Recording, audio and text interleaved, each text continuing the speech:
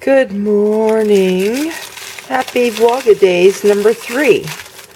I'm getting my breakfast. I have some dates. Pitted dates. I don't like dates with pits in them. And I have figs here. Figs and dates. Yummy, yummy breakfast.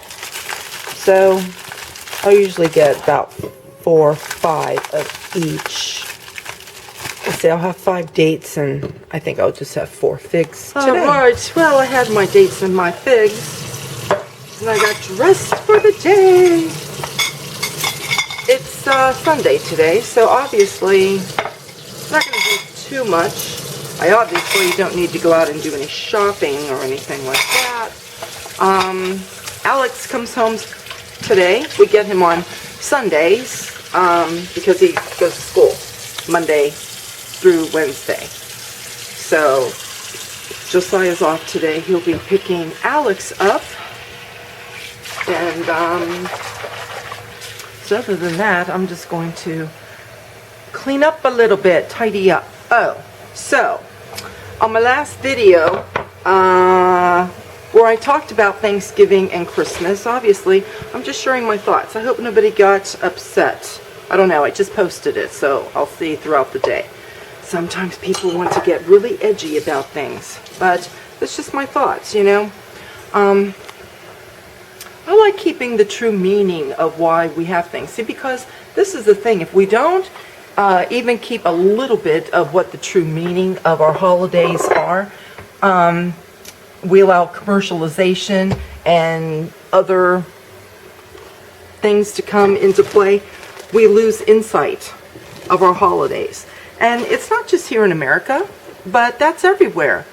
Whether you're in Canada, Europe, Australia, New Zealand, everybody's got different holidays. Some of us, you know, because we're Christian nations, like Christmas, we all share Christmas, you know.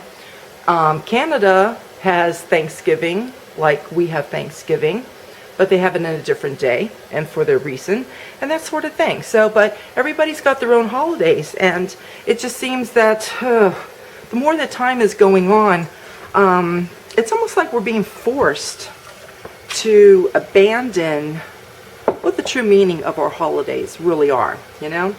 And that's disturbing to me. I think we should keep all of that alive. It's part of not just the traditions in our life, but it's really a part of our life. You know, we grew up with, you know, our holidays and that sort of thing. And I don't think that we should lose that, just because maybe other people in the world, you know, want us to lose that. Let me just give an example. You know, there are people who are atheists, okay? And people are born with free will. People can choose to believe whatever they want to. And if somebody chooses not to believe in God, then they choose not to believe in God. But because they choose not to believe in God, it doesn't negate the fact that there's Christmas. And Christmas is about the observance of the birth of Jesus, who the Christians believe is the Son of God. Okay? You know, so, you know, that's just that, you know. I think we should just be respectful of everybody and what their beliefs are for, like, their holidays and that sort of thing. Meaning, as an American, somebody else that, well, for example, look at the Muslims that are here in America. Well, they're all over the world, but they have Ramadan, and they observe their Ramadan. Jewish people observe Hanukkah, Rosh Hashanah, you know, those sorts of holidays. And those are their holidays, so be respectful of it. So if Christians want to observe Christmas, and we want to keep Christ in Christmas, then we should be allowed to do that. And it seems like we're not being allowed to do this anymore. It's like every year they keep pushing Jesus out of Christmas, and that bothers me. So, you know, if we are supposed to be respectful to everybody else in their holidays, and we should be respectful, okay? But they should be respectful to us at the same time. That's my whole point. And the whole thing with Thanksgiving, and really even Christmas, is it about family? Yes, we do bring family into focus on the holidays, and it is about family in a sense, but we should not lose the insight of why those holidays came about to begin with. Christmas didn't come about because it was focused on the family. Thanksgiving didn't come about, nor was it institutionalized by Abraham Lincoln as a national holiday, so that it's just about family. You see what I'm saying? Yes, family comes into play there, and we do focus on our families, but there's other meanings behind it. You see what I'm saying? That we should never lose focus. So that was my whole point of that video yesterday. So I'll see today when I look at comments and so forth. So let's talk a little bit about Christmas and traditions. And I've talked about some of this in the past too. And where do we get some of this thing? Let's see.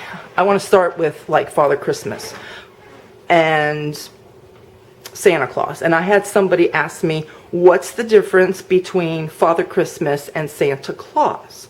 Well, I just brought these downstairs. This was up in my bathroom. This is in my bedroom. Okay, these are called Old World Santas. Okay, so those are Old World Santas. The Swedish Santa, okay, he would be considered an Old World Santa. Okay, this right here, this is Father Christmas. You see he's got a robe all the way down. So what's the difference between Father Christmas, between Santa Claus, and the difference between Old World Santas? Okay, basically, this is it. Every country in Europe, as they began to be Christianized, okay, let's start with how Europe began to be Christianized. Well, the apostles obviously went up into Europe and they began to build churches and bring Christianity. And in the early centuries, actually 247 AD was the first bishop that wanted to keep his congregation, the people in his congregation, away from the observance of Saturnalia and their sun god, because all Europe, they had their own gods and their own religion, pagan religions and that sort of thing. And to keep his people from going out there, he said, instead of celebrating the birthday of the sun god of Saturnalia, if that's what it was, he said, I'm going to open the church doors on that day, on the holiest day, their high holy day of that pagan holiday. And he said, we're going to come in and celebrate the birth of the Son of God, because we're Christians and the Son of God was born. And so we have Christ Mass. Christ Mass. They had a Mass or a service which they observed Christ in his birth and probably sang worship songs and things like that. So Christ Mass, Christmas, that's when it started.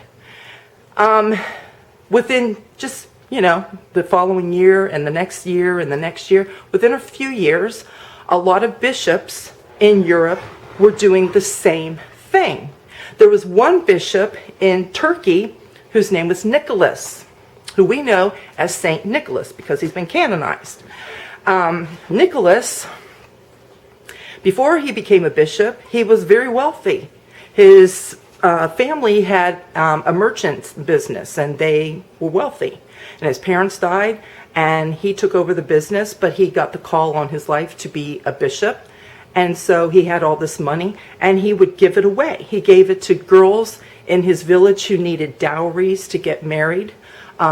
He gave monies and gifts to children, and especially around Christmas time, because the wise men brought gifts to Jesus, so he would bring gifts to the poor children and things like that. So St. Nicholas is really the first Santa Claus, if you will. But again, tradition, it's word of mouth, oh, this is what they're doing with Nicholas and blah, blah, blah. And so then every country started getting their own version of St. Nicholas, if you will, okay? And when it finally came to America in the 1800s, I think about 1830, it's in the 1800s. Anyway, the Dutch were here and brought their, is it Sinterklaas? Is that what his name is? And he had a red robe, but they wanted to, modernize him a little bit, and that's where we came up with our version of Santa Claus.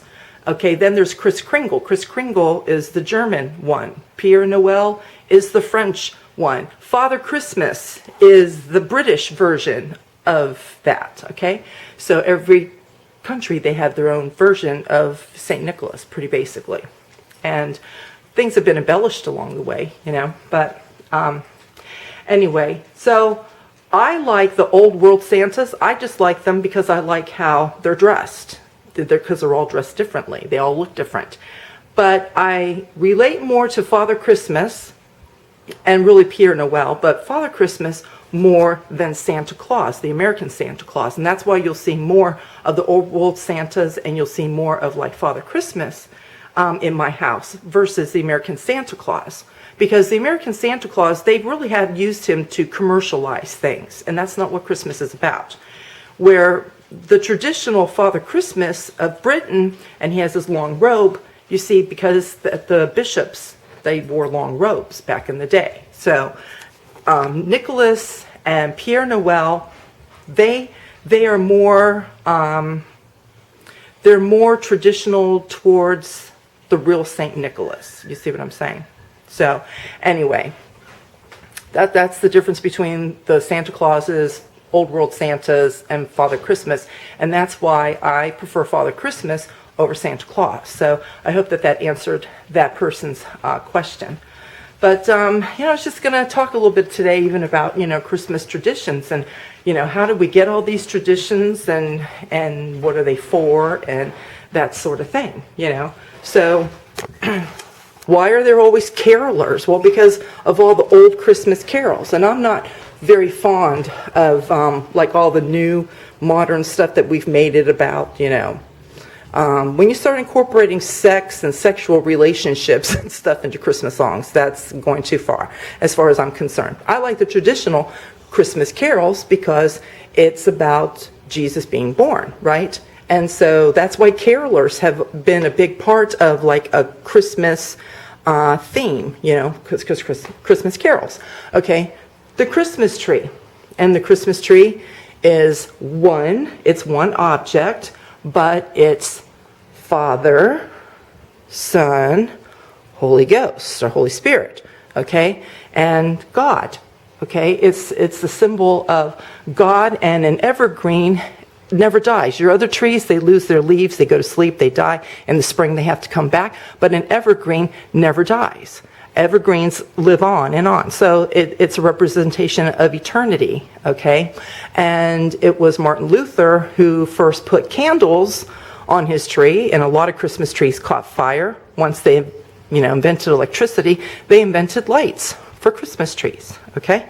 So, there's that symbol. Then there's the wreath. What's the wreath? Well, again, evergreen, okay? It continues to live on. And the circle just shows eternity. Eternity just goes on and on and on. And again, God is one. I used to have mistletoes hanging up. And what about the mistletoe?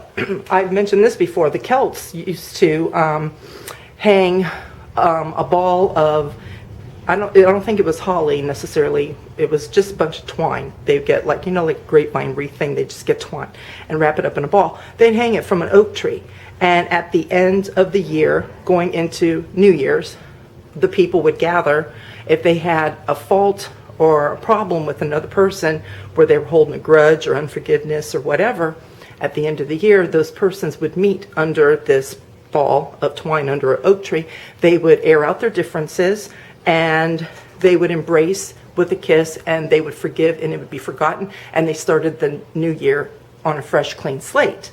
You see, that's a good thing, okay? But that's also part of Christianity too, right? That we are supposed to forgive. So, you know, as Europe was being Christianized, they took things that were part of what their beliefs were and so forth, and then they just started incorporating all of these things, you see. But it's like also, you know, you get all these blended marriages and things now. And so, you know, like an Italian person can marry an Irish person, and they start their traditions, and they take a little bit of Italia, they take a little bit of Irish, they put it together. Those children, they get married one day, you know, they're going to marry a German, they're going to marry a Scandinavian person, whatever. They take some of their traditions, and then they have to blend them with their spouse's traditions. And this is where we get all the different Christmas cookies. Like even here in America, a lot of our Christmas cookies are from different countries and so forth. And that's how we got the traditional foods and the cookies and stuff. It's being passed down through the generations. And it comes from the old world, what we call the old world, which is Europe, okay? And so traditions are good. And all of us, we all have old traditions, but we also incorporate new traditions when we get married and that sort of thing. So we make it different from when we were little, but we want to keep those favorite things when we were little still, you know, in our traditions, so forth. But that's why the way I celebrate Christmas at my house is not the way that you celebrate Christmas at your house. And the way that you celebrate Christmas at your house is not the same that your neighbors or even some of your other family members will celebrate Christmas, because we do things our own way. We take old traditions, we incorporate them with new traditions and that sort of thing. So that's always good, you know. So anyway, it's still, even though we're incorporating all these traditions and so forth, it still is very important, I think, that we never lose insight, though, of the true meaning of Christmas. And that's, like, again, my whole point of doing that video yesterday. Okay, I cleaned my bathroom, like, top to bottom yesterday, and, like, I even got it there and just cleaned everything really good, got all the dust. And you can use your Swiffer to get dust off of furniture and other things, but sometimes places that we don't, you know, tend to get to a lot, dust over time, it gets really hard to get off. Okay, so this brings me to the channels that I want to share today. Sophia over at My Great Challenge, I've talked about her before. I watch her. And this year, especially since the summertime, I've gotten some really good inspiration from her. I have always been very good on staying on top of everything at my house, being, you know, things being cleaned out, just cleaning like baseboards and like the light fixtures and all of that. Like, I was just always on top of it. But in 2015, the summer of 2015, that's when, you know, we started having Alex. And so for the last couple years, things kind of got pushed to the side, and I wasn't doing cleaning like I normally did because of having him around, being a baby and everything, and he needed attention and that sort of thing. And it's not like when I was a young mom that, you know, when I was a young mom, that was just part of my everyday life. But, you know, this is like he was coming on certain days and then going back to his mom. And so it was just hard to just keep up with my routine.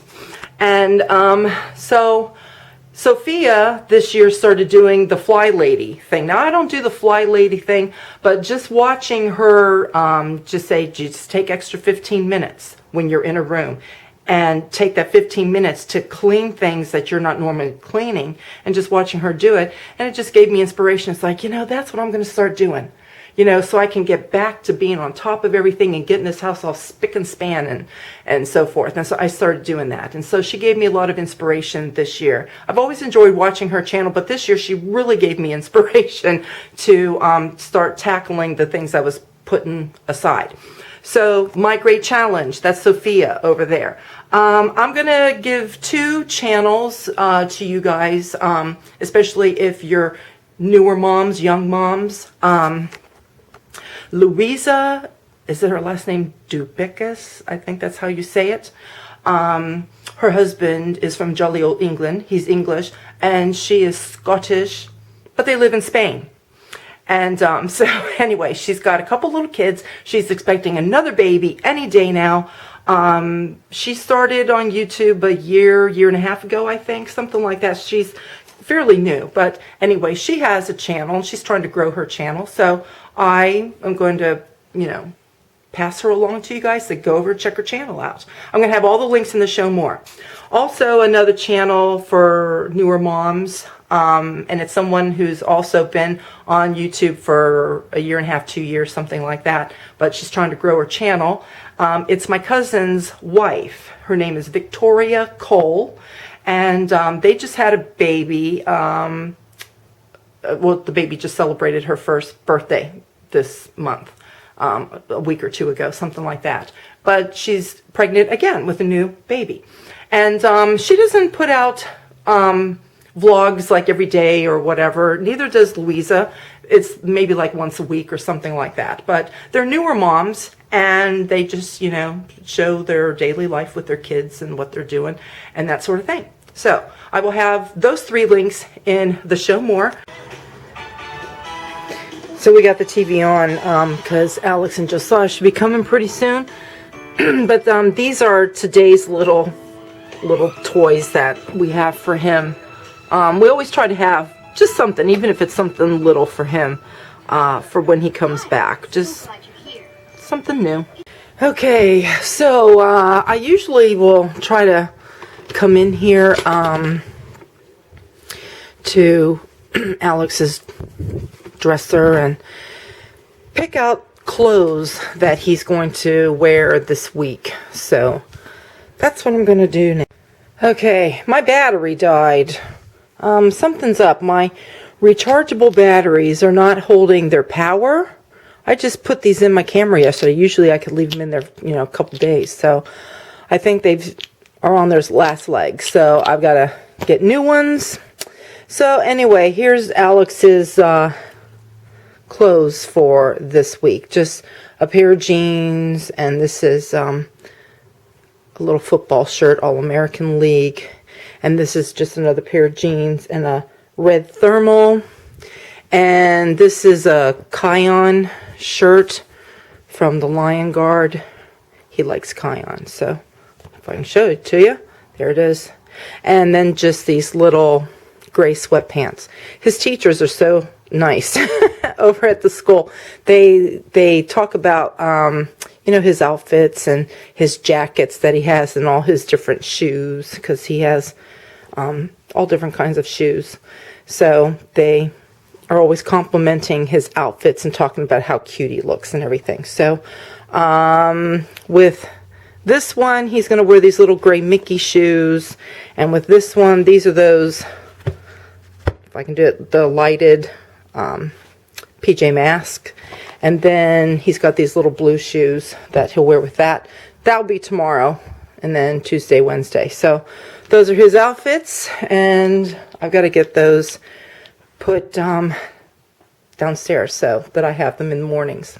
Hi, Alex. Hi. What is that? Candy canes? That's the first thing you see today. Are those candy canes? Maybe you can have one later.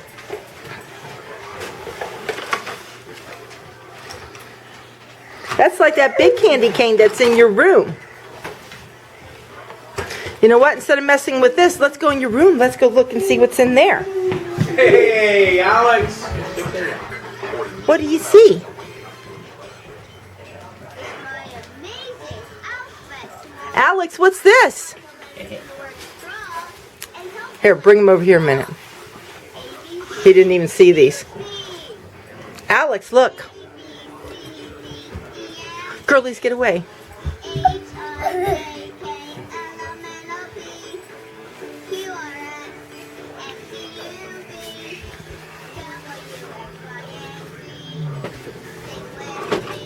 Oh, you're going to get your ABC puzzle? Because Super Y's on? Alex, what's this? What are those? You didn't even see them because they're so little. The letter T. Where's the T? Are those your Paw Patrol puppies? And you got a PJ Masks guy. That's Catboy. There it is. Yeah. It's too big to walk over. Need this moved out of the way. Over it. He's lining all of his ABCs up.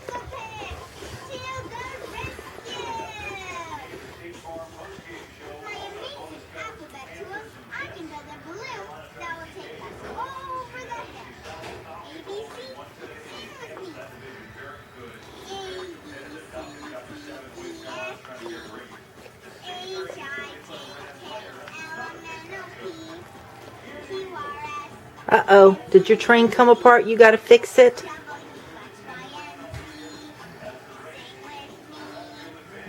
Amazing alphabet singing. Okay, the first letter. Okay, Alex. You see the radio? We'll play that in another week, next Sunday.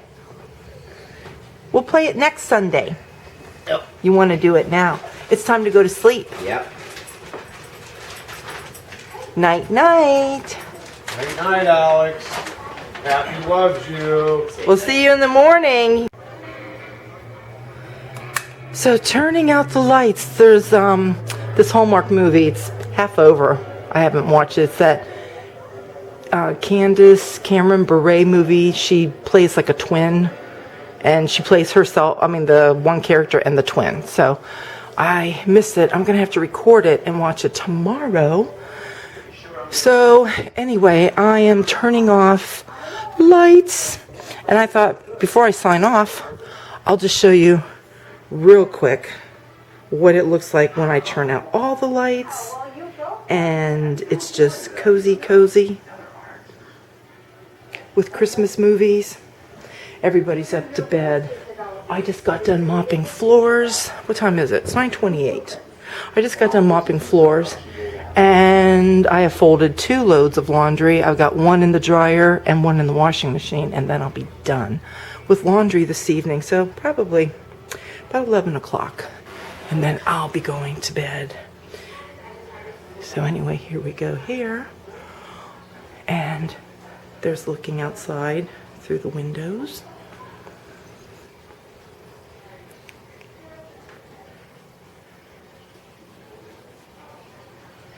And then this over here, oh, all the Christmas trees off. Here he turned it off. But remember I was telling you how I put the night light up there? If that light wasn't on, seriously, it'd be so dark up there. Well, once I turn all of these off, it would get really, really dark. I think I'll show you how dark it gets in here, because usually I have that table, well, this one right here, I have it there, and I have a lamp that I leave on to keep the foyer kind of lit up, and up in the hallway, and I have a little light on the table upstairs. So let me do that. Let me turn out the lights. Let me show you. Okay, so we'll turn that one out. See, it starts to get really dark. And then the foyer. So, and then let me turn out my front lights there. Look at that. And usually this is so lit up here.